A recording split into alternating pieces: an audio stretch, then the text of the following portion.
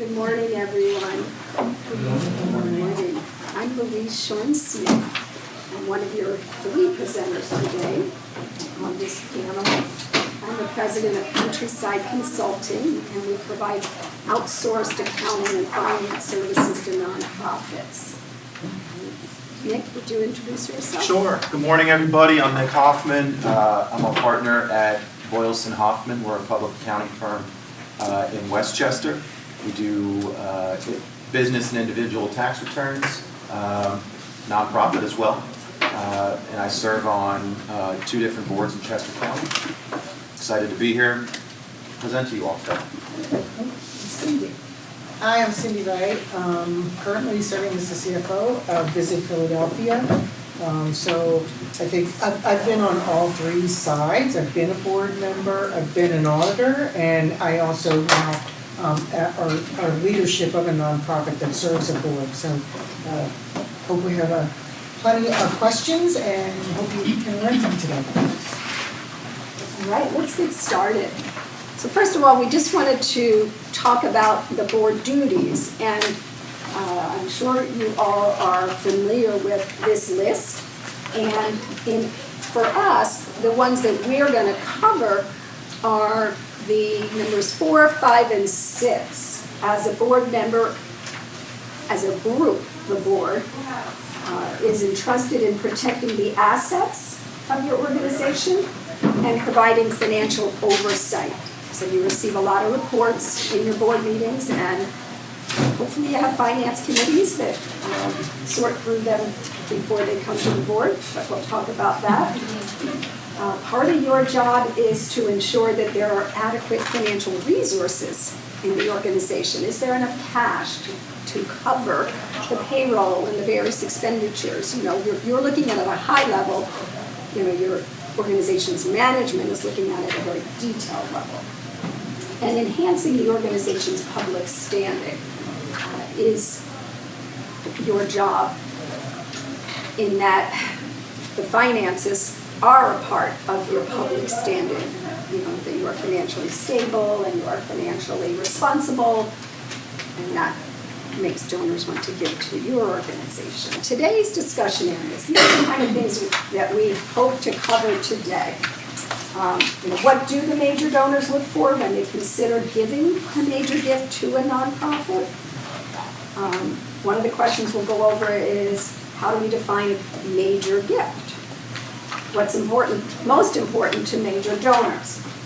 How has COVID and these economic shifts we're all dealing with impacted gifts of major donations? How does a major donor discern the financial health of a nonprofit? What resources do they have? We'll talk about those. And what's important to the donor when it comes to a variety of things that do come at them: the efficiency ratios, the revenue and expense trends, and the evidence of financial stability. What are those? Where do they get that data? We'll talk about that. And you know, how much is too rich to give and how much is too poor to give? Those are important questions, so we do want to talk about those. And what should the board pay attention to in the nonprofit's annual audit, as well as its federal filing to the IRS called the Federal Form 990. You may be familiar with that already, hopefully. Okay, so we'll talk more about those things. As you can see on this side, 67%, or the biggest percent, comes from individuals. There's also foundation giving. Those are usually grants that have restrictions on them for how they're used. And then there's also bequest giving, which has really been a focus of nonprofits and has grown a great deal as far as its percentage of what nonprofits are receiving for gifts. What's a bequest, Cindy? Oh, so when you put the contribution to a nonprofit in your will, so to speak, so after you pass, you will provide for some donation to go to a nonprofit. I will say that the nonprofits don't record that as income when you tell them that you're going to give it to them. They record it as income after you're gone, and they've actually received the money. So, but the point here of that is that here over the last 20 years, more and more people have been considering nonprofits as a part of their financial planning. And then also corporate giving, and again, those are usually more substantial gifts and frequently associated with a particular program or particular restriction. What do major donors look at when they're considering a gift? And so I think I want to do this in reverse order and say probably, and you all are donors in one way or another, either financially or of your time. And so I think most people, when they're looking at an organization to make a decision about a gift, they want to know first of all, what's the mission of the organization? How important is that? That's very important to the donor. But also, when I give this money to the organization, what's the impact it's going to have on the cause that I'm supporting? And so we'll talk a little bit more about how donors get that information. They also look at the financial performance of the organization. Have you been using your resources wisely? Have you made an impact with the resources that you have? There's a lot of talk about the balance between administrative costs and programming costs and fundraising costs. So people look at those ratios to say, well, how much are they spending on the program versus how much they're spending on, supporting their staff, administration, that sort of thing. I do want to point out, though, that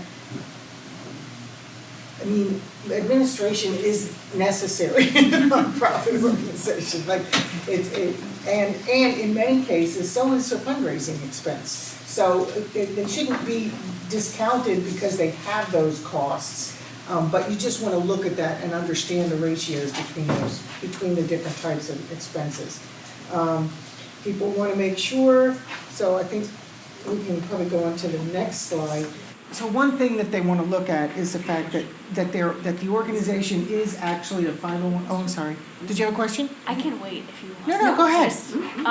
So when you talk about like fundraising versus administrative costs and categorizing that and explaining that to potential donors, how do you differentiate? And so we want to be transparent, right? We don't want to put things that could be defined as like fundraising, or they could be administrative, or they could be operational, depending on like what the role is. Do you know what I'm trying to get at when I ask a question? Yeah. Like, So what are the definitions, and what do you think are like best practices for like ratios?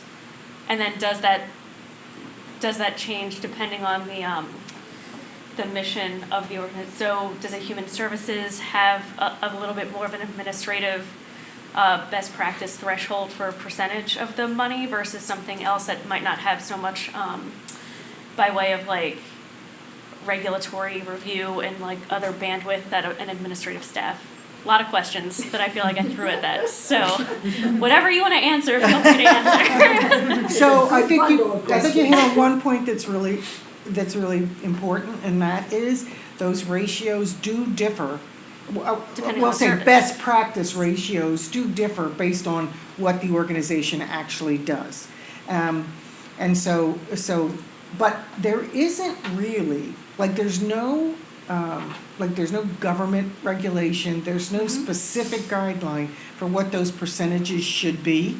I think, interestingly enough, in the field, in the nonprofit field, people are recognizing more now than they ever did before, that those are really necessary expenses. So, in other words, less so now, paper, but technology expenses and things, those are necessary for the organization to operate, but they don't really qualify necessarily as program expenses. Right. So they would fall into your administrative bucket. Right. Fundraising, and I will say, I have, personally, I allocate my staff across fundraising because although my executive director is not 100% a fundraiser, she does do fundraising. Exactly. And so a portion of her salary will be charged to fundraising expense. But I actually allocate her across all three categories. She does programmatic work, she does administrative work, obviously, and then she also does fundraising. So I would say, as long as you have, a good a narrative. reasonable and, how do you say that? Something you're able to substantiate. Yeah. About how you've made those allocations and what you put in there, then I think you're fine. So I can't really give you like the exact definition of you put this and this and this here.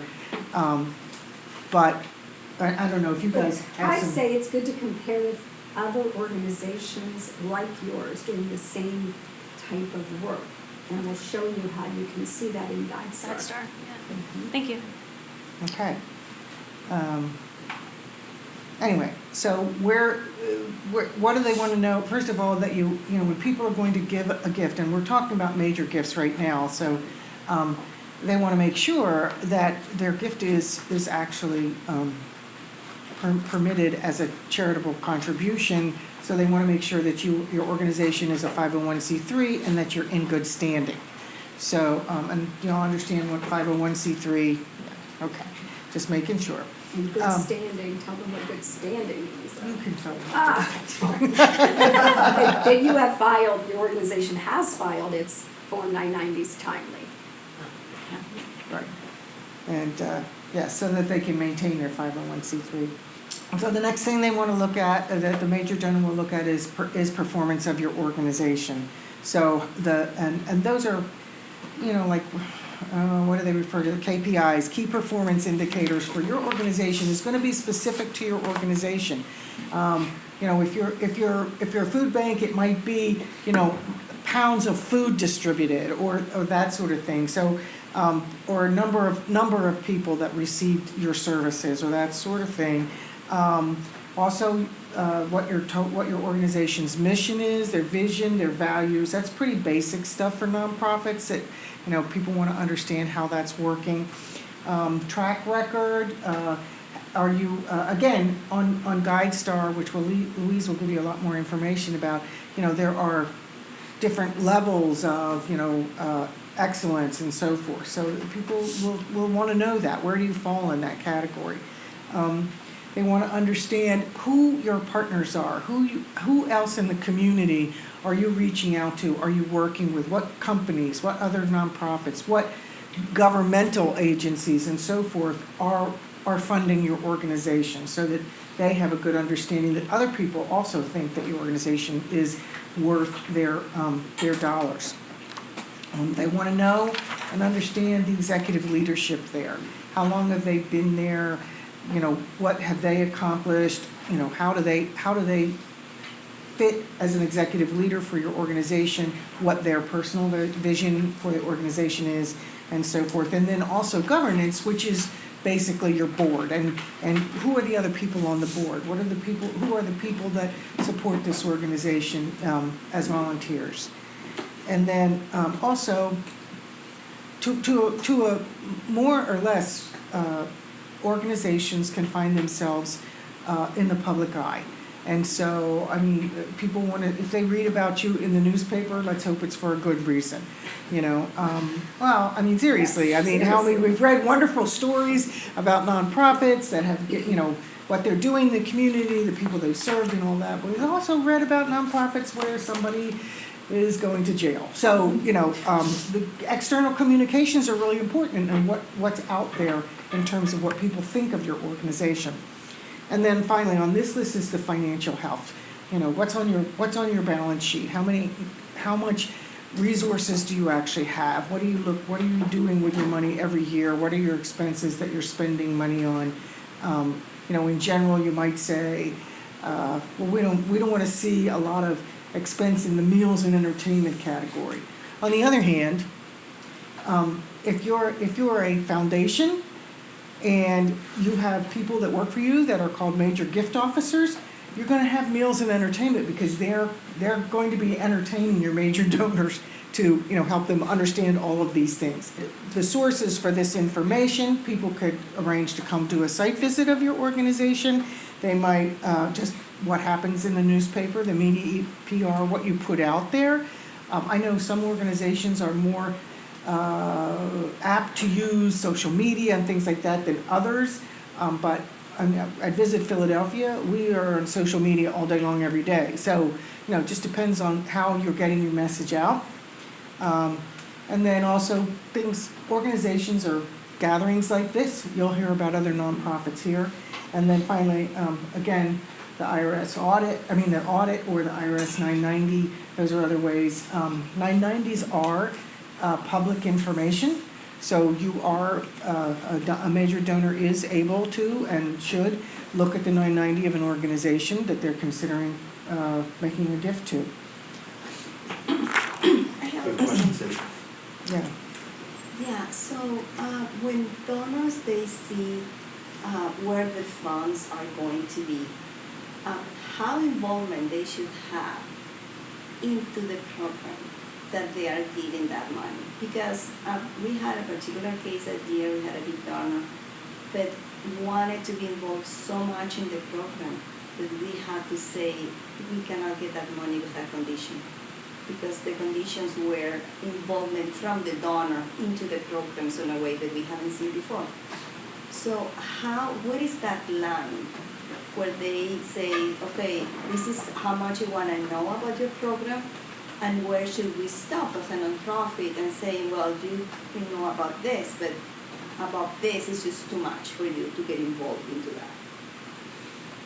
Well, I think that you're right, that, if a donor is giving you money and is trying to kind of control where the money is, how the money is spent, beyond simply saying, I wanted to support this program, then that actually makes me question whether or not it's actually a real contribution or not. If they're saying this is how the money has to be spent, that specifically.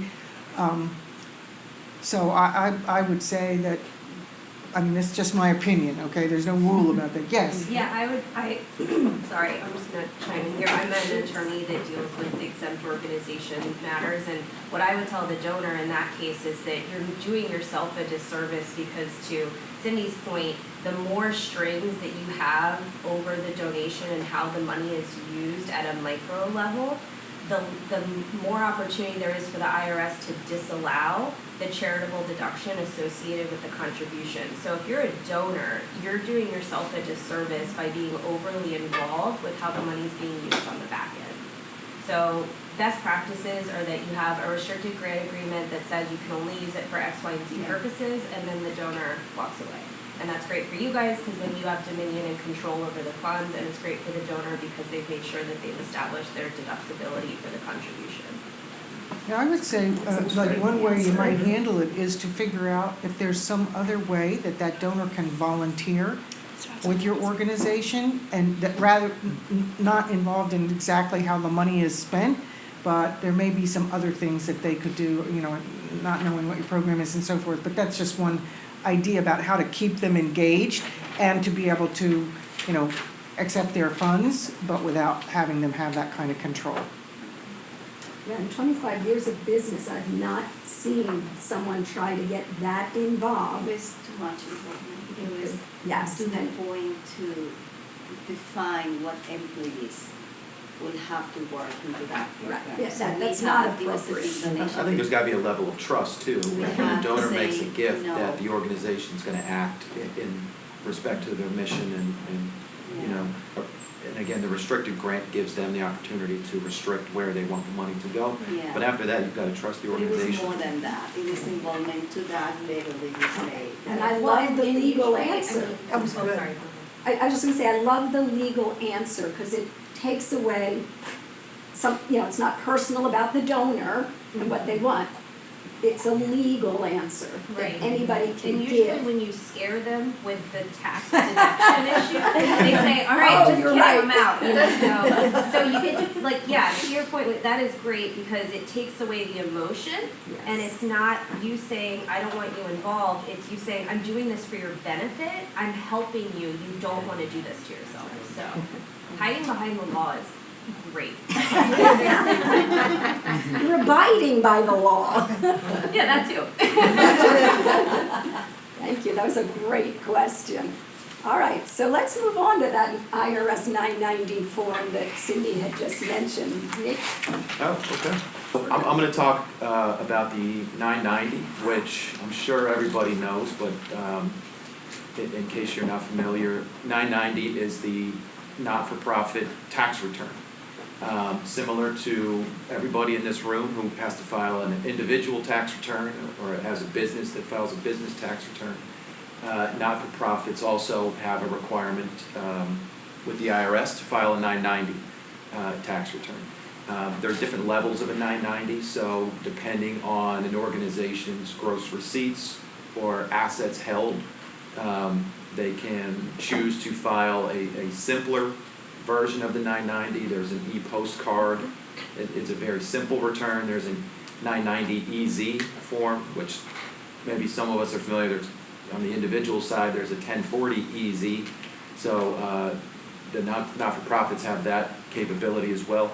But the actual Form 990 is the regulatory tax return, and it really gives an organization an opportunity to display transparency. And I think that's the one word that when we think of the 990, we want to keep in mind.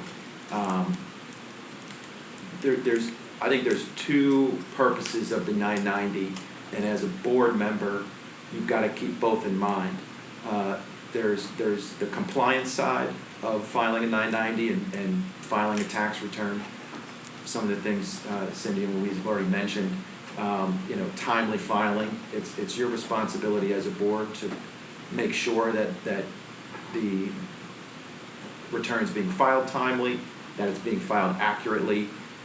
Are there other pieces of the 990 that, from a regulatory standpoint, is the organization accurately classifying employees versus subcontractors? Does the organization issue tax receipts for donations? Those are some of the state taxes. So is the organization reporting to the proper states in which it operates? So from a compliance standpoint, you've got a responsibility as a board member to make sure that those needs are being met. The other side is just it's an informational piece of data that is public domain. So as Cindy had said, it's the IRS publishes 990s for everybody, for the public view. And they're also on GuideStar, which I know Louise will talk more about. So with that being said, knowing that the public has access to this document, this is a tremendous opportunity for a nonprofit to advertise themselves, to show their strengths, to detail their mission, and to show the governing aspects of the organization, but also the financial stability and growth of an organization that may make a donor say, I really like that organization. So as a board member, that's your responsibility to make sure that you are putting forth this document in its best form to attract donors or other organizations that may make a grant. Maybe you're trying to attract volunteers. So it's a public document. If somebody is saying, hey, I'm at a point in my life where I want to go, devote some of my time to a nonprofit, and maybe they think, well, I like a certain sector and I want to devote time there. They may go to the IRS website or to GuideStar to say, let me look into some organizations. And people know the 990 is a document that they can utilize to just gather information to make a decision. Volunteers or potential employees too. Somebody that maybe wants to get into the workforce in the nonprofit world, when they're choosing where they want to go work and represent an organization, they may do the background research, and the 990 is going to be one of the documents. It's out there for everybody, so why not go look at it? And there's a lot of information that you can take from it. So what information is contained? I briefly spoke, so we've got page 1 of the 990, that's where everybody's going to start. the mission statement is one of the first lines. So, is your organization's mission statement accurate? Is it concise? Is it attractive? Again, you're trying to attract donors, so you want the mission statement to pop out and clearly define what your organization is doing, what their purpose is, and you want it to be something that donors say, oh, okay, that leaves a good taste in their mouth. Yeah, that's where I want my funds to go. I want to support that organization. Something I've seen is that when organizations, the board and management, might be doing strategic planning and looking at their mission and their values and all of that, they may tweak it. And then they don't remember that that's on the 990. And so a 990 could show an older version of a mission, not your new, crisp, here's what we're doing now. So always remember to read that as a board member when you're given the 990 once a year to look at. Make sure it's in concert with wherever you're showing that on your website and other publications, etc. I just wanted to ask about the mission statement. We're evaluating our mission statement now, and we just noticed when we look at like a lot of the small local nonprofits, they're very wordy and long and like a paragraph long. And then when you look at some of the bigger ones, they're just one sentence pop, just to kind of says in like a broad terms what your mission is. What should we be going for? We're a really small nonprofit, but we want to, have something that will. I like your guys' input as well, but I know from the 990 perspective, I just noticed this last night. I'm looking at 990s. The line on the IRS 990 to put your mission statement is really like 1.5 lines long. So there's not a big, if you've got a big mission statement, you're going to have to put an attachment. So see attached, and you're going to have to flip through pages. I think it ends up on Schedule O, doesn't it? Schedule O. So I think all the extra information ends up. Right. Again, like page 1 is like the first snapshot. So I think you want it to be summarized and short enough that it fits there, so that you don't have to go say, see statement. All right. Well, maybe by then somebody's, all right, let me just see the other pages first. If it's clear, concise, and short enough to fit on that line, it'll go there. I think crisp, clear, concise, the words he's using are very good, but it does need to reflect what you do. Cindy? I agree. I think that for me, shorter is better, but yes, not at the expense of actually being able to have a mission. You know what I mean? But you don't have to put like all the details of how you're going to accomplish your mission in your mission statement. I think sometimes there's creep with mission statements into like what should be values, like value statements. Like they'll say, this is what we do, this is how we do it, and some of that can be bridged into more of like the value statement. Did you have any thoughts from a legal perspective, if you don't mind? Yeah, I mean, I think from a legal standpoint, a mission statement is very different from a purpose clause, and the purpose clause legally is what we look to determine, is your purpose clause so narrow that it prohibits you from engaging in other activities or changing the scope of what it is you're going to be doing. Your purpose clause is found in your articles and your bylaws and was provided to the IRS when you obtained your exemption. Your mission statement from a legal standpoint is more marketing than anything else. And when asked on the 990, they're kind of looking for, I think, a combination of the two. Your mission statement and your purposes, your purpose clause. I don't think the 990, what you put on there, is binding in the way that your purpose clause in your articles and bylaws is. So. Thank you. And we touched on there's social media, there's your website, there's other areas to sort of talk about your organization. So I think to keep the mission statement clear, concise, to get that, fitted on that line. That's what I was hoping you'd say. Great.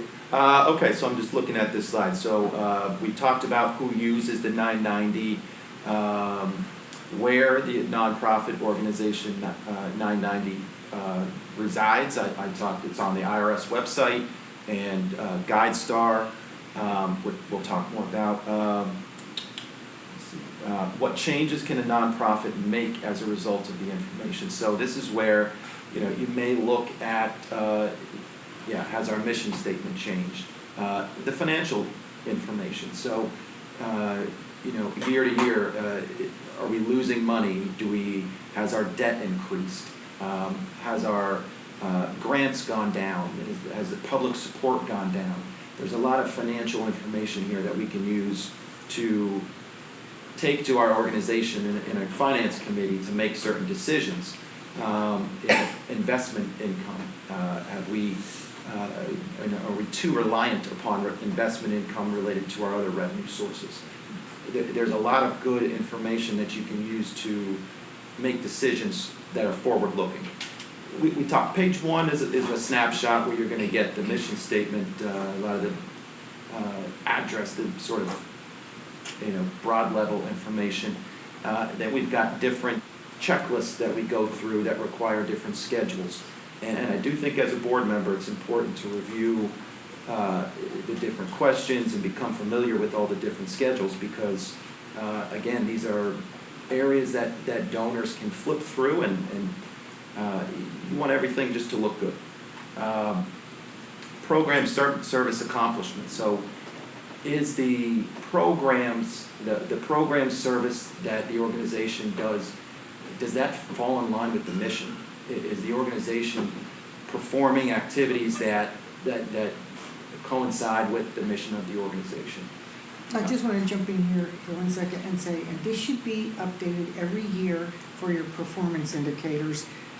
This is a place where you should be a little wordy and thoroughly explain not just what you did, but what your impact was. How many people did you serve? How many people went through your program? How you push the needle. This is a good place to put that information. Great. Reporting on key managers and compensation. So this is interesting. All 990s. If you report your the compensation of your executive directors, of key employees, and it's public knowledge. So this is a good because it's public knowledge, you've got other nonprofits that have 990s out there. You can compare within your sector, within your region. Is our executive director overpaid, underpaid? You've got a responsibility as a board member to make sure that you're adequately paying, but not overpaying, the executive director and the key staff personnel. So having it as, again, public domain, knowing that other organizations, they've also got the requirement to have public domain of their information. There's a lot of good information out there to help you make those decisions and from a compensation standpoint. Because I think the 990 is another area where donors are going to look at and say, too much of their money is going to salaries. That could be a negative. That could be something that turns away a potential donor or grantor. So, having other information available is it's nice just to be able to keep your numbers in line with the other, like I said, other sectors or regions that you fall into. Governance reporting and policies. So there's a ton of questions within the 990, yes/no questions that you want to make sure. It's good to review them just to say, are we holding up our responsibility as board members to make sure that we're instilling the right procedures, that we've got policies in place to cover things that are pertinent to the organization. Kristen, a comment? I'm sorry. The other thing that we've noticed is that if you're asked two questions in terms of governance and policies. One is, do you have a conflict of interest policy? And two is, do you have a whistleblower policy? And if you mark no with respect to either one, your 990 actually gets put in a separate file. So make sure you have those policies because you should have them from a best practices standpoint anyway, but also from a financial reporting standpoint, you don't want to get red flagged by the IRS for doing something that's really simple to fix. Thank you. Yeah, important. And again, we want to keep the 501c3 status. So there's certain things that we need to do as board members to make sure we're doing that. There are templates. You just type Yeah, that the in IRS, online. There's yeah, templates for put all out its kind of own policies, including document for those. that too, so it's really simple, yeah. So then there's a bunch of schedules that may accompany the 990, and we've got a few listed here. So Schedule A is the public support percentage. this is a good schedule that shows, well, number one, that you've met the public support test. So to maintain that 501c3 status, you've got to have, you need a certain percentage, 33.3% of your support needs to come from public donors. And there's this schedule shows a number of years, the percentage, the amount of revenue that you've gotten from public support.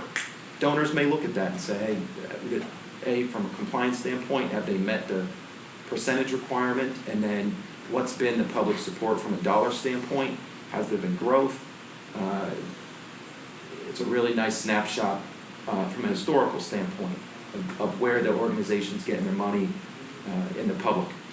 Yeah, do you think a donor, a major donor, when looking at that particular statistic, is going to think you're a better place to put their donation if you're well funded by larger numbers of people, therefore your public support is higher. Let's say your public support is 85%.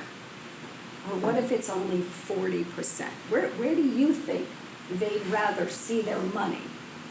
Would it matter? No.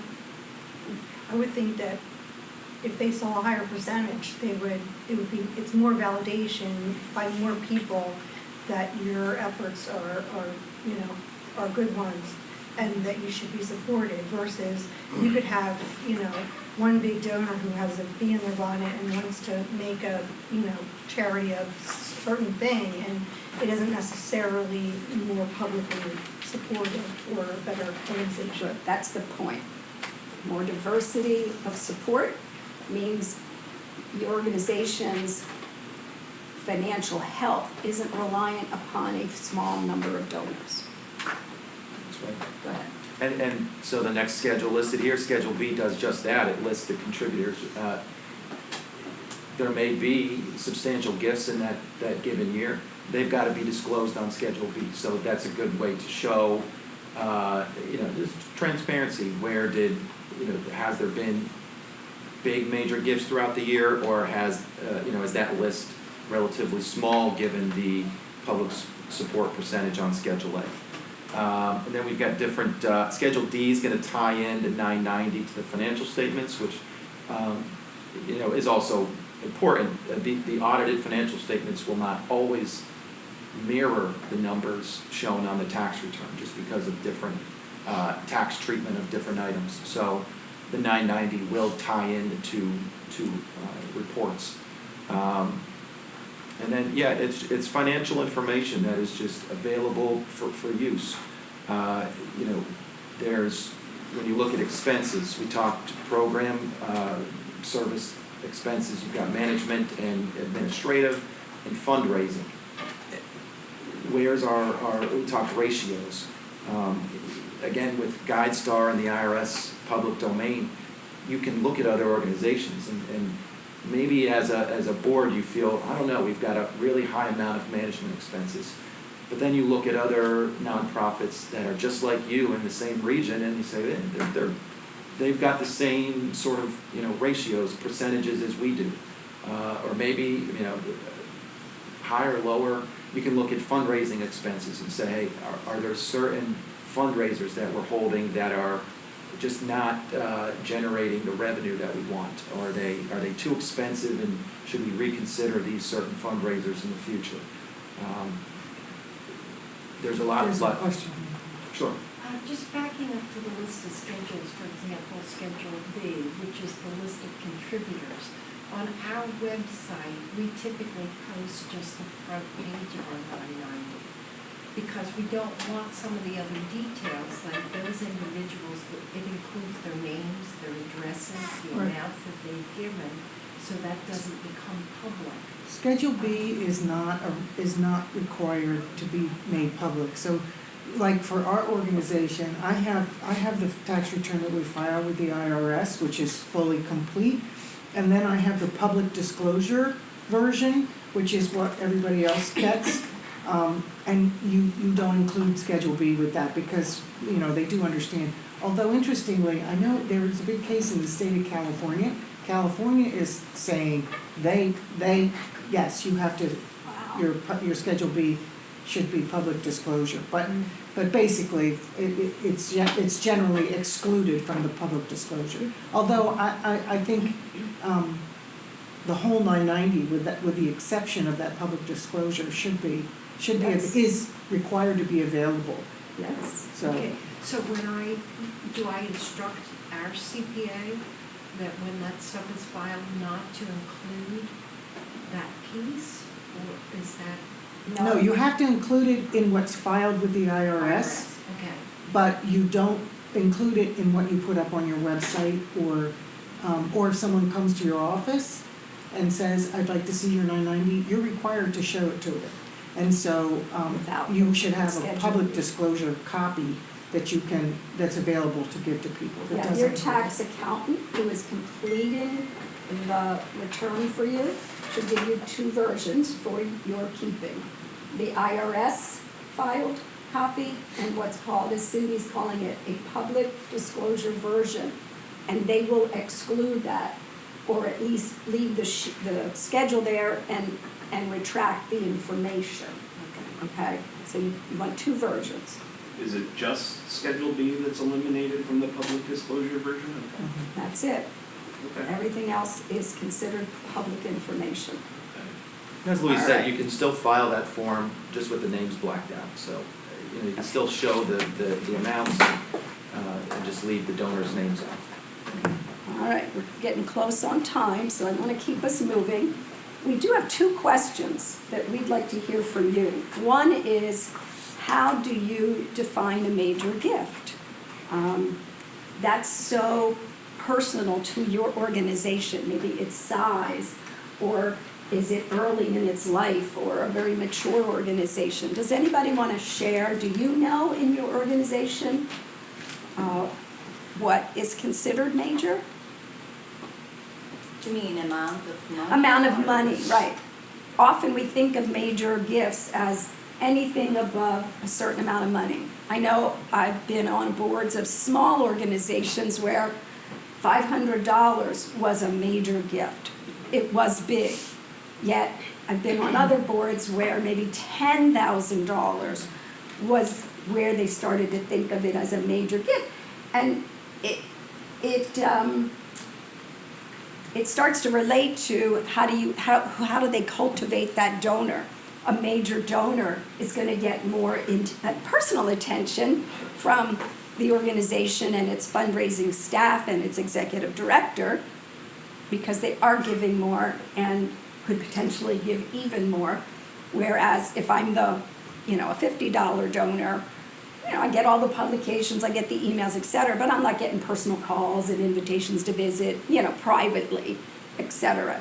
Does anybody know in your organization? I can share Sure. what we have, and really, it's a division between what it is, the foundations and what we get from grants, and then we have what we call private donors, Yes. which is just individuals, right? Right. And there is a huge gap in our case. I mean, like we got a big donation from Amazon, Uh-huh. right?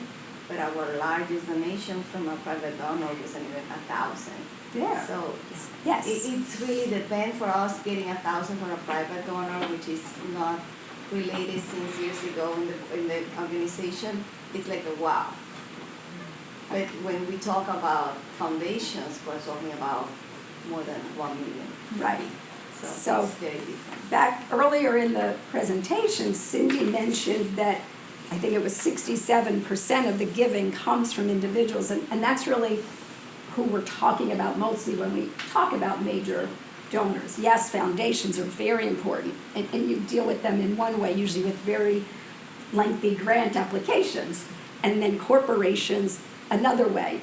They all have, their process that you need to follow.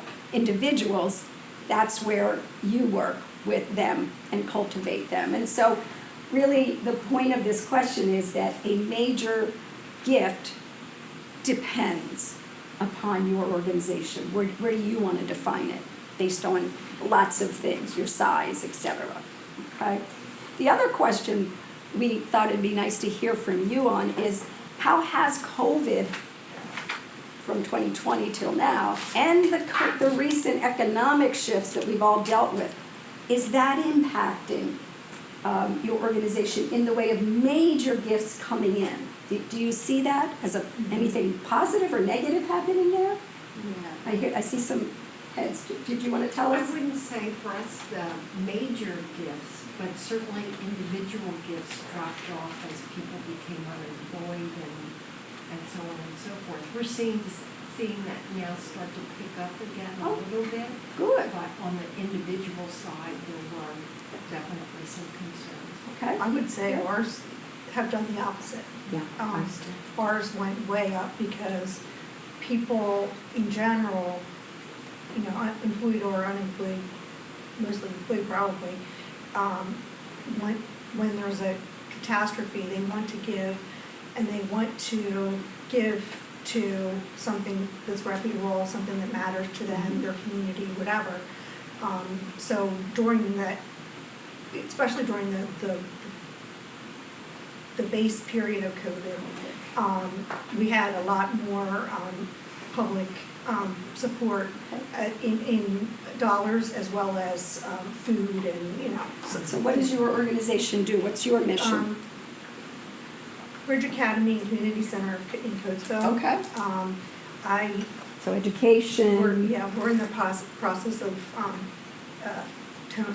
defining our mission statement better, but Okay. we do education and support for primarily the students in conjunction with the school districts, as well as their families, and there was a lot of need during. So people saw need, right? Yes. Just like when a disaster happens, the hurricane that just happened, people will give when they see something traumatic happening. And so it depends on what your organization Exactly. does, whether you got more or less, I think. I think part of that is the demographic of the individuals that are actually giving. Our demographic, we deal with deaf students, and a lot of our individuals are deaf adults Sure. across the United States, and they don't, there's not necessarily the same employment opportunities for them than there are for Also, I would think that the people who support our organization are already concerned with the health, spiritual welfare, the everything about the community. So when they see the need increase, they increase their donations. So Good. it's a difference. All right, we have a few minutes left. Let's talk a little about GuideStar so you have a sense of what's going on there. It is a big resource to anyone and everyone. If you don't already know, it's important to know that there are these seals of transparency levels, bronze, silver, gold, and platinum. The higher you have, the better. And that's dependent upon how much information your organization has put into GuideStar. So someone in your organization should have the responsibility to be keeping GuideStar accurate and chock full of good information of the type that they want. Not only financial, but also about your programs, et cetera. Okay? And GuideStar data gets used by all these other organizations, and that's important to know. Amazon Smile, Facebook, and their giving, Just Give, Network for Good, Volunteer Match, all of that, everybody's using GuideStar, not only people, but other nonprofits that are giving sites. There's so much data on GuideStar. So this example is of the Westchester Area Senior Center. And it is showing the revenue versus expenses for the 2021 year in numbers and in some charts. And down here, remember we had a question about statistics and efficiency ratios and those kind of things. People don't have to compute that themselves. It's right there on GuideStar. Liquidity tells them how many months of cash do you have available to run your operation. And months of cash as well. The fringe benefit rate, what kind of employee benefits do your employees receive in a ratio? Your various funding sources and what are your assets and liabilities over a period of time. All very important. Next thing they can see is history. They can look at your organization over a period of 5 years and see what those trends are. Are they stable? Is the revenue going down or up? How does the revenue versus expenses look, right? Are they losing money, making money? And it's not a bad thing for a nonprofit to have a surplus. If I can make one point in this session is it's okay and necessary to have a surplus so you have money to pay your future expenses, okay? Very important. How do you know if it's too much? Like when Good is it question. negative? I've seen data and talked to people where having up to 12 months of expenses in cash, affordability, is a good thing. It means you're financially stable and healthy, and there is a footnote in the audit now that talks about liquidity. What kind of funding do you have for the future year? You want to be stable. You don't want to look too poor, because too poor means I don't know if you're going to be in business in the next year or 2 or 3. Would I want to give my money to you if you have losses? It means you, the board and your staff are not paying attention, your management, not paying attention to how to be financially healthy, okay? The other thing they can do is see your organization compared to others. And I love this. This is where we talked about those ratios and you know, how do we look versus somebody else in our field is most important, not just any nonprofit, but in our field. Time to wrap up. It's 10:16. We've used 1 extra minute. Any burning questions on anybody's part, come on up and talk to us. But otherwise, we'd like to let you get to your next session, and we do appreciate that you came and talked with us this morning. Thank you.